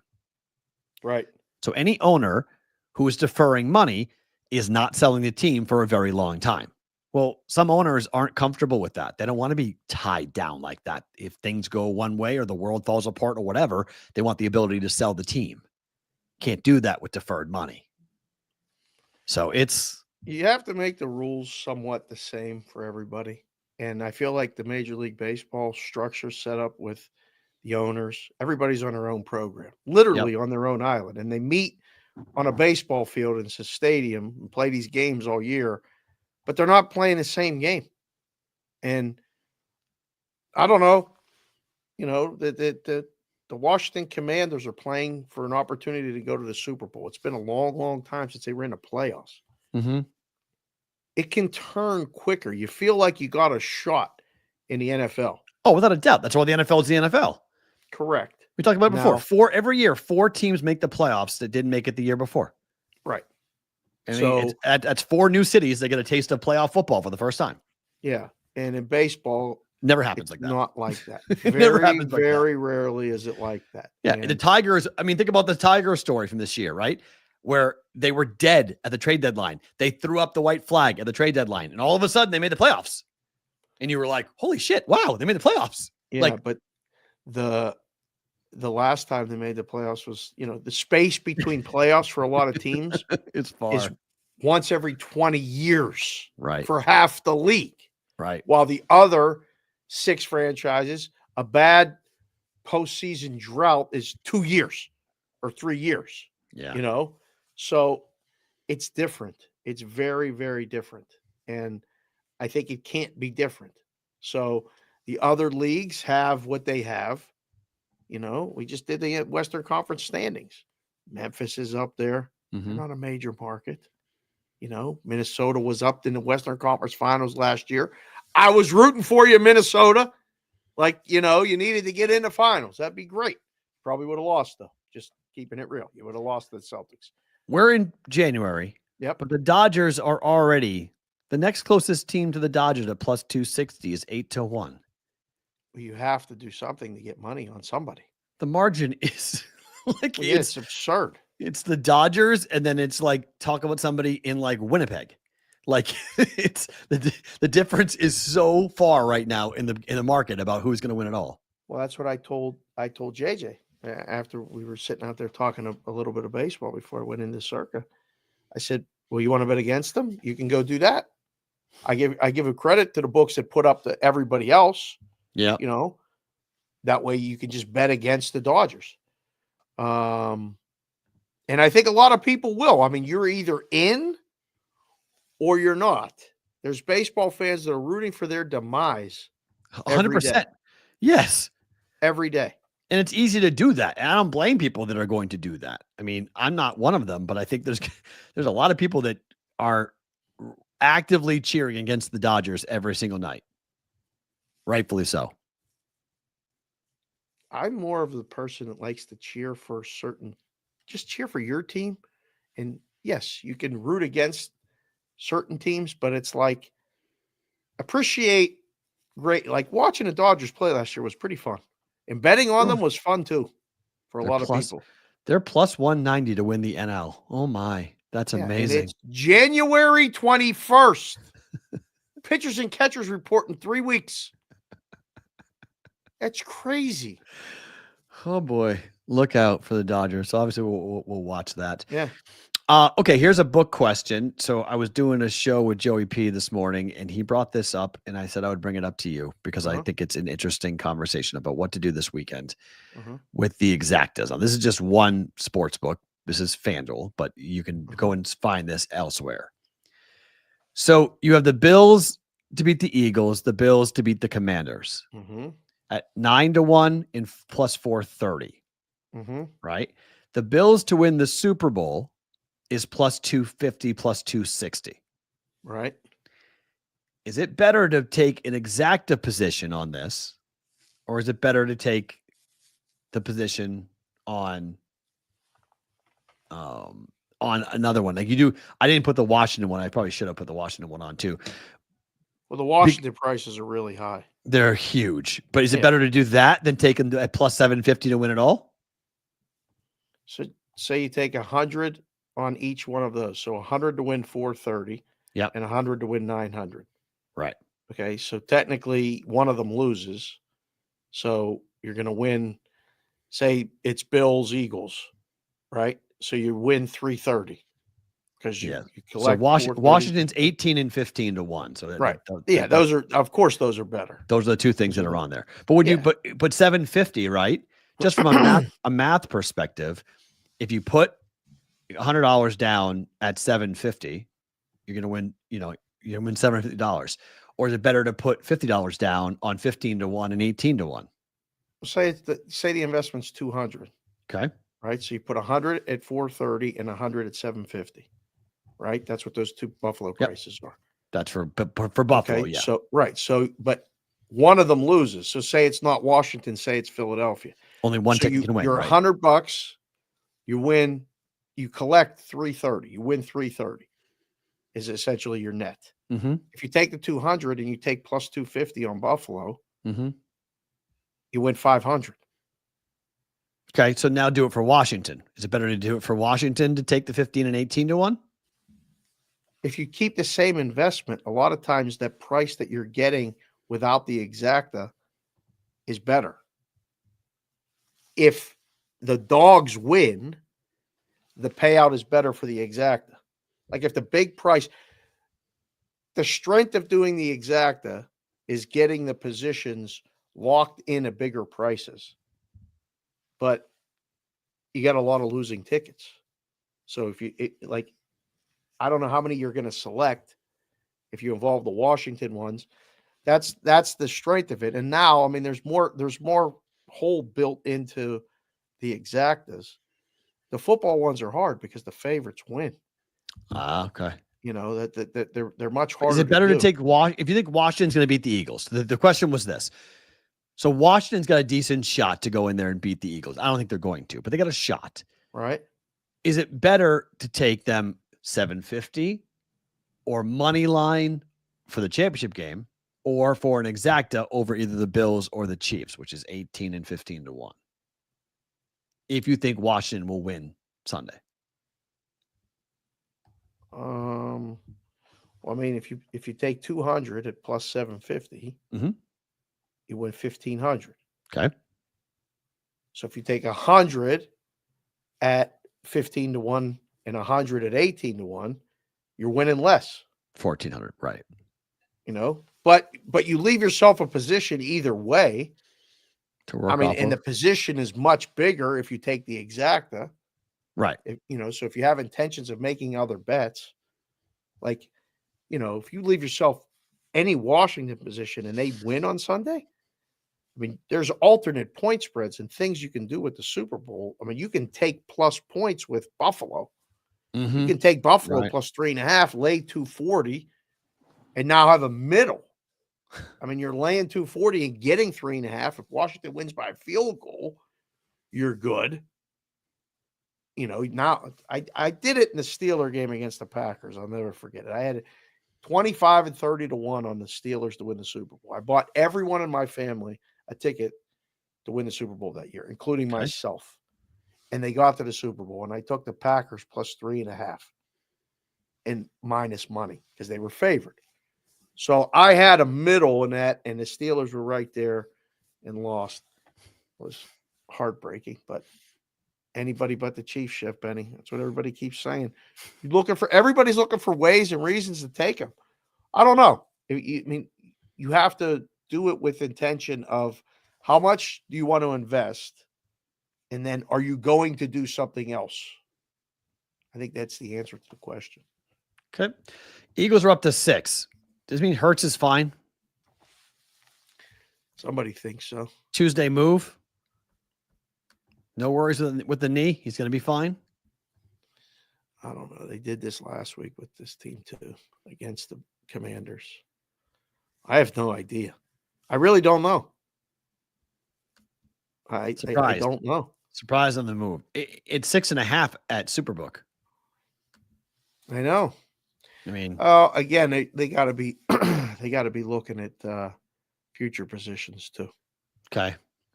I think you see a little more variance this week because I don't know. Buffalo, Kansas City winning the AFC is not a surprise. Those were the favorites all season. So that's good. Washington's a worry? Taking a shot. No, I think Washington would be a monster for people. Oh. Monster. For the books, if Washington or wins the NFC, my God, that cancels out all the favorites in the NFC. You basically keep all that money. Fando went to 6.5 too. Okay. They're trying to see who can get to 7 first. Okay. That's the ceiling? Well, absolutely. I don't even know if it'll get to 7. There'll be some super resistance. And if it gets to 7, immediate touch ping. Yeah. Like what happened last night. Hit 10 last night and immediately went back down all the way down to 8. Circa hit 10 last night and then went right to 8. Yeah, we could talk off air why they did that. Smart. There were some certain guys in the past that have been known to make big bets here in Vegas. Walked in there before. All right. Chiefs are 2. Will they go to 3 by kick? Hell and to the no. Whoa. No. Really? Okay. No. 2.5? What's the closing number? Possibly. There's no chance they're going to 3. Nobody's getting a free shot at 3. Nobody. No chance. Offshore. You guys are watching this. I know. Let me know if you are, because I got people that'll come bet it there. They'll be glad to take 3. Get off your hands. Somebody's going to go to 2.5 in a bit of a panic. Soon. I don't know. Soon. We got to let this all simmer down. 2 already. I mean, everyone's at 2. It's the perfect spot with Sunday, like being later in the day. Right. The games being later in the day increases the handle. The bookies love this. So this will be fun. We'll get a lot. I don't think we'll get a lot of movement. And this thing ain't coming back to pick. No. That'd be stunning. Yeah, no. Teaser both directions. Yeah, this is a teaser special. Yes. A $1.3 million bet came out on the money line for the Chiefs. Uh-oh. Okay. Who took it is the question. What book happens all the time. These people show up this week. And next week and the week after. Well, next week, nothing happens. Next week's dead. It's a super slow week. The Pro Bowl is in Orlando. Did you know this? Ooh. Oh, yeah. Yeah. There's Pro Bowl games. It's not the Pro Bowl. It's Pro Bowl games. They don't play a Pro Bowl. They play a skills competition within a big flag football league. Got that email from the NFL about going to the Pro Bowl. Like, who would go to the Pro Bowl? Just the Pro Bowl. No, thanks. No.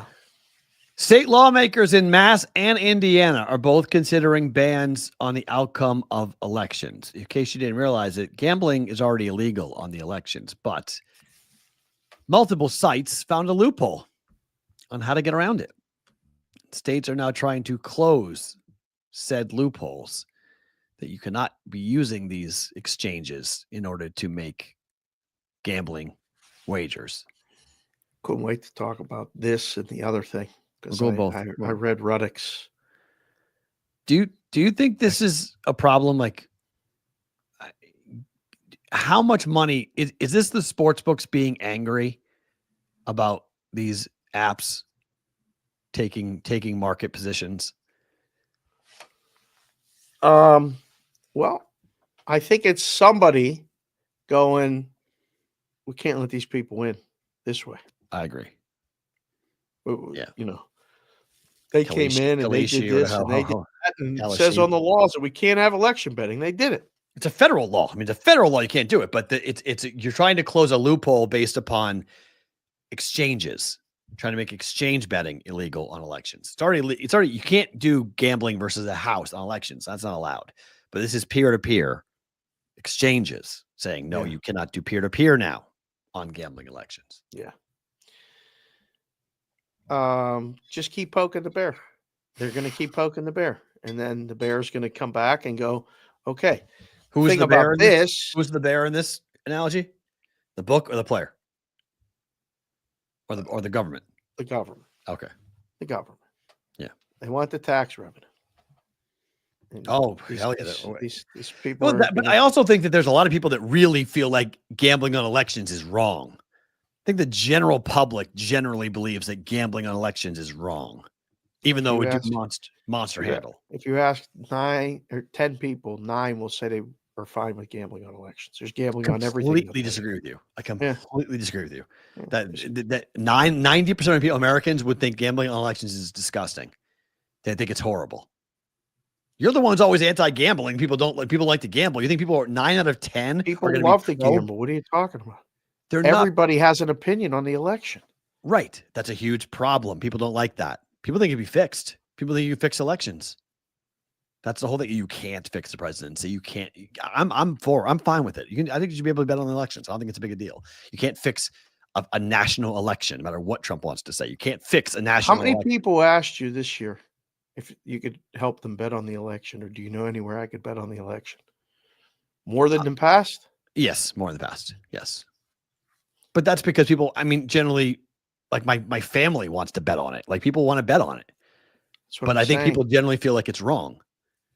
Walk down the street and be like, they think it's wrong, but they want to bet on it. No, I think people in my circles are different than people on the street. I think there's a lot of people on the street would not be comfortable with gambling being legal on the election. Otherwise, it would be passed. Otherwise, they would have said yes to it.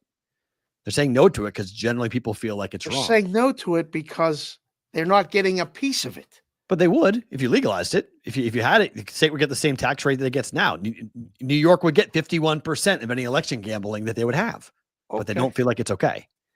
They feel like it's unseemly to be gambling on who's going to win the election, even though it's the same thing as gambling on a game. It's the same principle. Yeah, just nobody's taking the moral high road here, please. They're not taking election betting because they think it's bad. They'll take election betting as soon as they get a piece. And as soon as they know. I'm confused. Why wouldn't they get a piece of it already? If they legalized it, why don't get a piece of it now? Right. But if they legalized it, they have a law on sports gambling. There's a law on. They don't know how to legalize it. It's not sports. It's not casino gambling. What is it? It's a predictive market. It's the same. It's like anything else. It's just you could offer it to anybody. Is it?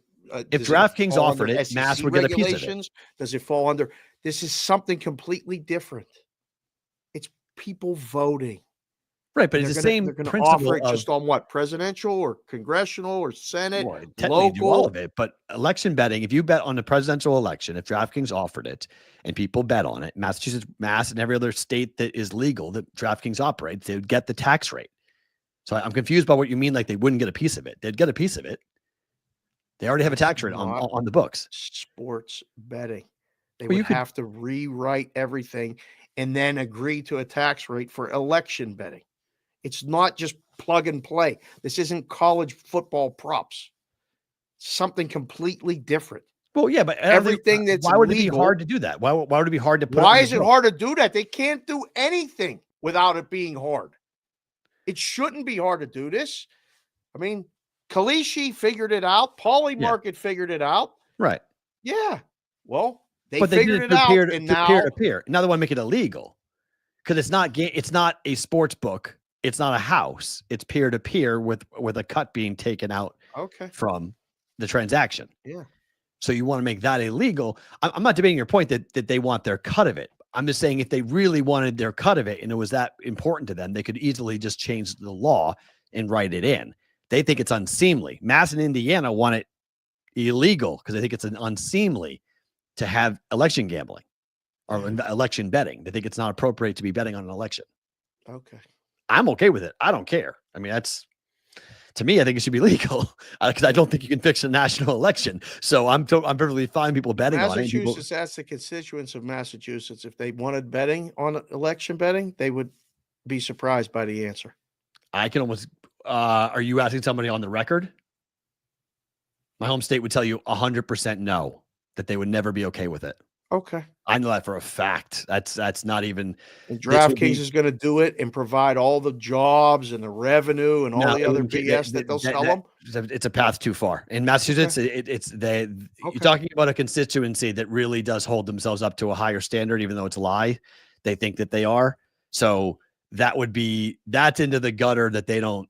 I mean, you're talking about the cradle of democracy stuff in Massachusetts is really believed. Like they don't play around with that stuff. Like they actually truly believe the country was started in Massachusetts, that elections, the democracy, the country was founded in Massachusetts. They take elections really seriously. I'd be really surprised. I would love to see a vote. I would love to see a poll on that. My guess would probably be 75% no. The people would not be okay with sports gambling, with gambling on the election there.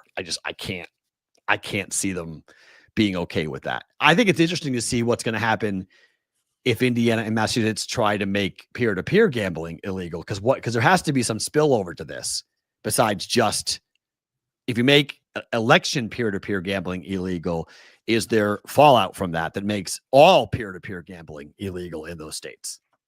There's a lot more to it. Does that change it? How effective that's? Yeah. But speaking of my home state, there's a new bill that is, if it passes, would reshape gambling in Massachusetts and maybe be a template for other states going forward as to what it would look like to be involved in sports gambling. No in-game sports betting, no prop betting, a 155% increase in the state's sports betting tax rate. Last one's hilarious. I mean, it goes from 21% to 51%. Yep. So it goes to New York, which is everyone's favorite number. And they want to raise it. They just go 51. Why? That's New York. That's New York. Yeah. Go to New York's tax rate. Well, because we can. That's all. Because we can. They want to stay, they're going to pay. They don't, they can leave. Highly doubt this would pass. But are we going to see more Never bills? Pass. Are we going to see more bills, though, trying to get rid of in-game wagering? Yeah. Yeah. They're going to, I mean, this is what they do, right? They throw ridiculous out there. But DraftKings is building their whole marketing campaign right around. They call themselves the #1 in-game sports book. Oh, yeah. Live sports betting, #1 sport. DraftKings is putting they're saying, okay, we lost the battle with FanDuel pregame. FanDuel has won that battle. So now let's pivot and let's market to the in-game gambler. And let's say we're the #1 sports book in-game. Making all the same mistakes. It's great. But they're based in Massachusetts. And Massachusetts is now talking about banning in-game wagering. That's what I mean. Nobody's talking to each other. They're there, right. But it's very noble of the Massachusetts, people to do it. And at the same time, I feel like they didn't ask all the right questions at the beginning because now they want to change the rules and now they want to do this and they want to do that. And that's not doing business. That's sending the business elsewhere. Right. Because there's people that want to book the games. There's people that want to do the in-game wagering. And bet the games too. And there's people that want to bet the games. But I mean, you have to think of it from the business standpoint of it. That bill, how does that help anyone in the business? Doesn't. It helps to outlaw it. It's the same people that are trying to push. It's the same people that are trying to push the SAFE Act. It's the same people who wrote it. Richard Blumenthal, the guy who wants the federal bill. This is all, is what it is. All of our friends that are industry insiders, they all are like, there's 0% chance of this passing. And they're right. They're all right in that regard. But the fact that they're bringing these things up into the table, because they're going to go and hang their hat, whether it's this hat or another hat, whatever, they're going to hang their hat on something and they're going to say yes. Like this past year was really the college football prop betting stuff. you know, and it's irresponsible and it's dangerous to the athletes and it's this and that. And it's almost like discussions were had at either G2E or off campus somewhere. And they said, will you agree to this if we say this? And that'll get everybody off our back and it'll look like we're doing something. Yes, we will. It's not that big of a deal. It's not going to affect the bottom line. Raising the tax rate is gigantic. Gigantic. to what it is at 51%. If you guys are watching live on YouTube and Twitter, don't move. You guys have got bonus time coming at you. If you are on replay on Sports Grid or Sirius XM, thank you for being here. We appreciate it. We're back tomorrow for a Wednesday's BBB. Same place, same time for the replay crew. By the way, Las Vegas has just been named the site of the 2027 College Football Playoff Championship game. So nice. We will host that coming up in 2 years here in Vegas in 2027, which is pretty darn cool if you ask me. Bonus time starts now.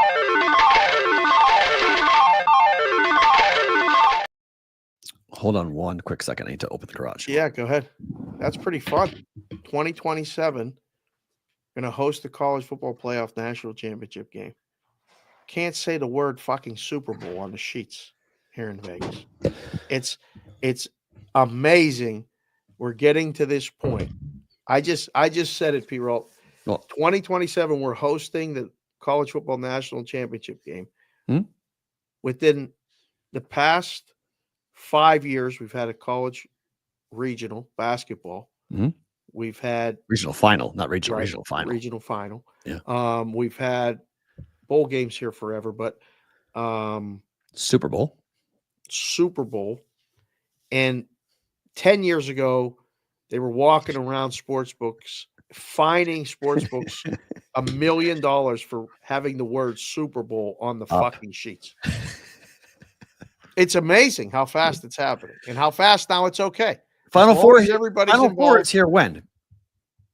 2028. Las Vegas Final I Four. think. It's soon. Yes. It'll happen. We won the bid for the Final Four. The 28. Yep, March of 28. Right. So we're gonna have a national championship college football game before we're gonna have the Final Four here. How about that? Yeah. That's wild. Awesome. That's Allegiant Stadium right there for you. That's why you built the stadium. Yeah. That's why I never got anybody. If I want to NFL move. draft. Good point. We did have the draft We first. had the NFL draft. Good point. We've had that. Yeah, some pretty crazy, huge events that they were very much. I mean, the NBA Cup is here every year now. So we got Doing the a NBA lot of things. comes here. College is bringing $1 million tournament, that Players Era tournament. Just Correct. come Yeah, in regular and do season. That. Yep. Next year again comes back. Have an NHL team. Supposed to have a baseball team in the next 4 to 5 years here. Have an NFL team. Have a hockey team. NBA is going to be the next one, I think. Right. WrestleMania will be here in April. That's right. Josh would say, good to see you, Josh. I don't know, man. I don't need to leave. I'm good. All these people keep talking about asking, would we want to go move back east, be in a studio show? I'd love to, but I ain't leaving here. Well, you got a little one too. That's got to finish school. You can't really uproot her. So she can go to school anywhere tomorrow. That one here, that's my other favorite thing about today coming up. So the TGL is back tonight. Any interest? Nope. Yeah, right. I agree. Justin Thomas plays tonight, but I'm not watching it. They're going to struggle. This is where it gets tough because after week 1, week 2, you're like, okay, seen it, next, and you go watch something else. And I don't think people are betting it. I don't think people care all that much. ESPN's doing Sports Center today all day from the course. They're trying hard. ESPN's trying hard to generate interest, trying to get people interested to watch it tonight, but Capitals Oilers, I'm much more interested in watching. Hurricanes Stars. There's some interesting hockey games. Lightning Canadians. I'll be watching hockey and college basketball. Iowa State, Central Florida. Iowa State's off their loss to West Virginia. You want to bounce back and lay 16 points? Is this line right? No, it's right, but it's not right. It's not right, but it's right. I mean, it's too many points. How freaking bad is UCF? Bad, but I don't think this is backdoor written all over it. Like I wouldn't bet this. This is a stay away. This is a go away number. This is just put up 16. Like, you want Central Florida? Well, not really. Well, scroll by, yeah. Let's put 16 up. You don't have to worry about it. Same thing with Alabama and Vanderbilt, for that matter. Bama lost their last home game to Ole Miss. Vandy's had some pretty big wins this year. They beat Tennessee. It's like, it's boy, dog or nothing in that, right? Yeah, agreed. Both games. Bama just played Kentucky on the road in a game where they scored 200 points. Correct. Which I sent out my number to somebody and I said, make it 182. And they're like, you're high. I said, I'm high. I don't even smoke. I don't even know what you're talking about. Which one? The number's high or are you high? Right. That's what I said. I said, what are you talking about? What do you make it? 178. You can't make it in the 180s. I said, they're going to score 200 in a game. And let them bet under. 104.92 or something, right? What's the final score? Fucking got it. I still got it. I ain't using no Ken Palm. None of that shit. I said 182. Well, why are you asking? They always ask my number, then they tell me it's wrong. I fucking love it. Love it. Dog or nothing for the first two. Tennessee against Mississippi State is the game of the night tonight, by the way. Number was 7.5. This is pause, 8, right? This is heavy. This is heavy. This is worthy of paying attention to. Oh, it's an awesome game. This is a great game. Yeah. But it's like, could Tennessee kill them? Absolutely. Could Mississippi State be in the game and win? We've seen it. We've seen Vanderbilt do it just recently. Like, Tennessee has been inconsistent. Now, there is one game, 102.97, same difference, 200 points. Right. There is one game where I think I might lay it. I think I might lay the 13 with UConn. They just lost to Creighton at home, snapping a 750-day home win streak. Right. Hadn't lost at home in 3 years. I mean, practice couldn't have been fun. No, I mean, Danny Hurley is going to be just like, he must have been a rabid dog at practice the last 2 days. I would bet Butler's team total under. Okay. Like, I think they kill him. I think UConn is going to, and Butler's not horrible, but I think that UConn's going to be on one tonight. Like, Hurley is furious at what just happened. Are they the same UConn though? Absolutely not. Not even close. They're banged up. They're hurt, and they're not the same UConn. Right. So I agree. I mean, on that point, I just think in these moments, Butler's, they can't hang, even with like the backups for UConn. They can't hang. Right. They're just too big. I think UConn did you see the West Virginia Arizona State game? I did. I'm actually betting it. Oh, really? Okay. Just let it run. That's in better to book it? Just let it run. No, just it's not better to book it, but it's part of my college basketball card today. Gotcha. Okay. I like Arizona State. Yeah, it seemed high. Give me the points. +9. Give me the points. It's way too high. It's just like zoom. It was 7.5. Asked me. I said 6. It's too heavy. Yeah, wait, just too heavy on that. But there is one game that's part of Better to Book It that we can do right. Where is it? There it is. Now.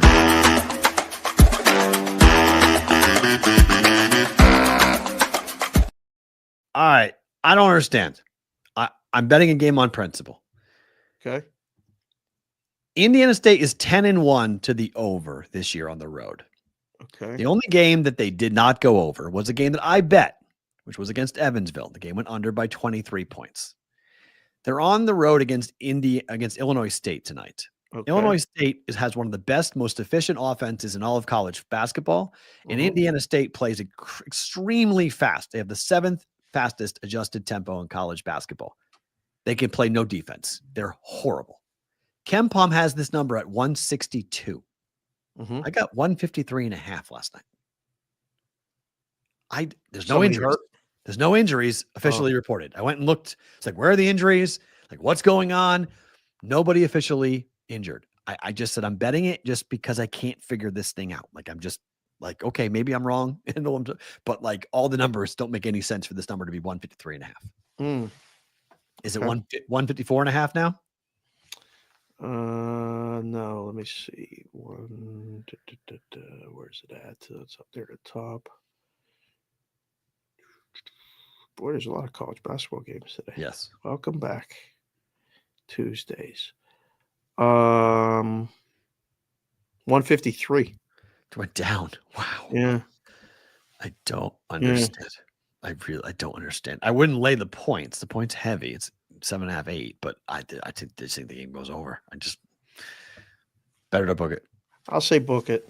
Okay. I don't know. Why is the number so low? I don't know. I'm confused by it. One hockey game. I'm going under 6, Carolina, Dallas. Dallas, the numbers are wild. 7-1-1 at home over the last 10 or last 9 games to the under for Dallas. Mm. Do we have goaltenders yet? Let's see. That's what I'm looking at right now. I don't. I know it's Ottinger should be playing. The question was going to be who starts for Carolina. Okay, it's number 1s. Yeah, this is an under. I think this is a bet. Is it 5.5 yet? It's 5.5 and half the books. Yeah, you can find 6s. 5.5 over. Maybe.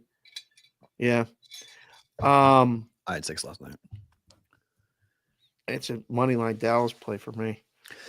I mean, look, on the road, Carolina's been bad. At home, Dallas is really good at home. Still can't figure out the numbers quite yet on Carolina and why they love them. Some people, some odds makers or whatever, like they're not adjusting. I don't see what it is. Like, and in years past, I've been a mark for the Hurricanes. I have. Right. I've been Chef Benny, Patriots and Vrabel just interviewed Josh McDaniels about the OC opening. It's happening. You heard it here on Bostonian versus the Book a month ago. Peralt's been talking about everybody coming home for 6 months. Pay the fuck attention. Please. I mean, seriously. Listen. I don't know. I don't know who's watching it. I don't know. We've been I love bonus time because I can say all this shit. Try my best to, play nice for the people that are watching the show. They're not placed. But now it's actually happening. You're right, Benny. By the way, I don't know. Shefty said the Vikings and head coach Kevin O'Connell have agreed to a multi-year contract extension. That's right. Look at Will. Will, I'm trying my best for you. Please. That's great. Thank you for watching the show, Will. I'm trying. Appreciate you. Man. Favorite thing about today is what? 2 things. 1, wake up this morning very early. It's freezing in this house. Freezing outside. It was 26 degrees today. I'm freezing in the house. I mean, she wants to sleep at 60 degrees. Damn. I don't know what happened, but she wants to sleep at 60. I can't take it. So I'm like, I wake up shivering and I seriously got to just do something. Well, the little one has figured out now how to control the thermostat. Uh-oh. So she mercifully must have turned on the heat, which is great. But I was up very early and we got a text. Do you get blowback on that? Of course, I get accused of doing it. And I can't rat out the 10-year-old. Okay. We're together in this. All right. She's freezing all the time too. So I have to say nothing. I believe me, we're like this against the general. Anyhow, I got a text from the other 2 back east. It was 6 degrees when they woke up in New Jersey today. And they were like, where's the other number? Why is it 6? What do we do? I said, well, I mean, if you got to go to class, you better be careful. Everything's going to be ice. So they went outside and Kylie took a video.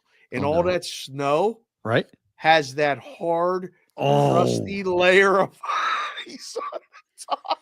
Nope. And I went, dear Lord, my favorite thing about today is I'm not there. Right. And they don't have a car. They don't have to drive anywhere today. Thank goodness. But that was one. It was my favorite thing that was not going to be like that here. And number 2 was that lady on the golf cart. That lady on the golf cart. I saw that video and laughed out loud because I've been in a golf cart. I mean, we just went to Del Mar and that guy picked us up in that golf cart. You remember? Yeah. Drove us over to the gate and all that other stuff. Yeah. Like we just passively approve of getting in a golf cart and we don't know who's driving all over the place. That woman had to just cut it a little more and she floored it right into that wall. Yeah, she went right in the wall. And I was like, damn it. Like what? And then she just jumped up. Sorry. We'll walk. I ain't walking with you. What the fuck is going on right now? We got to go do the presser. Yep. She blasted that cart into the wall. I just started Yeah, laughing. Dave's face is awesome. Right? He's He like, wanted to say something. oh yeah, like what the? You there's those situations like if you're on camera everywhere you go. Right. So and every reporter's got a camera in their yeah. hands. So what's he gonna say? Did you just fucking drive this car into the wall? He can't say nothing other than okay. And that guy's yelling, "Way to go, Day," or whatever. Who was yelling at him? Like, what shut up! It's great. Turn the wheel. My favorite thing about today is this Corbin's doing, or is that your doing? We have breast cancer awareness hats now. Look at that. Is that the first time you're seeing this? That is the first time I'm seeing it. Are you serious? Yes. How did she get that done? I don't know. That's Chicago Kristen with a BVB breast cancer awareness hat. We have breast cancer awareness hats now. I have no idea. It's white with, if you couldn't see, it's white with gray BVB. All B's and V's are gray. And a pink ribbon, a pink breast cancer survivor ribbon in the middle of it. Well, we talked about a lot of things. Is that Corbin? Who did that? I don't know. Did the kid at Circa do it? I haven't talked to them, Matthew. Because I'll be like, wait a minute, did we find? Because normally it was only Corbin who does those types of things. Well, he might have. I don't know. I agree. They're very, very people that will take control of something. Right. Between John and Kristen, both, they're very much go-getters. Okay. They had our first 6 months of 2025 laid out, you and I. And I was like, it's not just Matt and I. We have a lot of moving parts behind this thing. Yes, it's us. Right. Like I would love to, they had us in this city and this bar and this place and this and that. And I was like, this is spectacular. Plans we and got to trains. talk about all this. Yeah. That's great. So, okay. So my favorite thing about today was that I didn't realize, I thought you did that. I was going to say Corbin did it again. I thought he came up with the hot dog hat that John had yesterday on the air. He was wearing the BVB hot dog hat together. Yes. And now Corbin created a BVB breast cancer awareness hat, which month is that again? It's during football season, right? It's September, October. No, isn't it May? Mother's Day? Isn't it during football season? October. It is October. So I thought next October we need to get like 100 of those made. We need to have like 100 of those made. Okay. Yeah. And like 4th of July, we need to have like a theme. We really need to have like a theme. Like a theme part of the website where we have like our 4th of July, Memorial Day. Yes. July 4th could be both the hot dog and the July 4th one, then breast cancer awareness one. Like, oh, for sure. We could have all these themed BVB hats for all the holidays pretty damn easily. So that's my favorite thing about today. I thought you would design that. I thought Corbin designed that. So we talked about that. I didn't know. I have to. That's pretty damn cool because it looked good. It looked like Corbin did it. That looks awesome. Yeah. Like that looks awesome. Yeah. The imagining of what the logo can do and what the logo can look like is such a cool thing because you can use it in so many different ways and so many different colors and so many different things. But like, I did not ever think we'd be able to do the hot dog one with the V's being hot dogs. That's crazy. I didn't think we'd be able to do the one with all the American flag one on like that. The side panel one I'm in love with. I love the side panels. Yep. I love the back. Doing the area code in the back is sick. So we've really taken this to a whole different level now. Like now we're going into some pretty cool spaces with all this stuff. So congrats to Kristen, whoever made that. That's awesome. You're going home with a one-of-a-kind first ever BVB hat. Absolutely. And you get in the airport in Chicago. Very cool stuff. We'll probably have an update on that coming up tomorrow. He's Dave. I am Matt. I have school tomorrow. I start my semester at UNLV tomorrow. You do? I start teaching tomorrow. What time's class? 2:30 like always. So start the show at 11 o'clock sharp tomorrow, boys and girls. Sounds good. 2 p.m. Eastern time tomorrow for a Wednesday. BVB.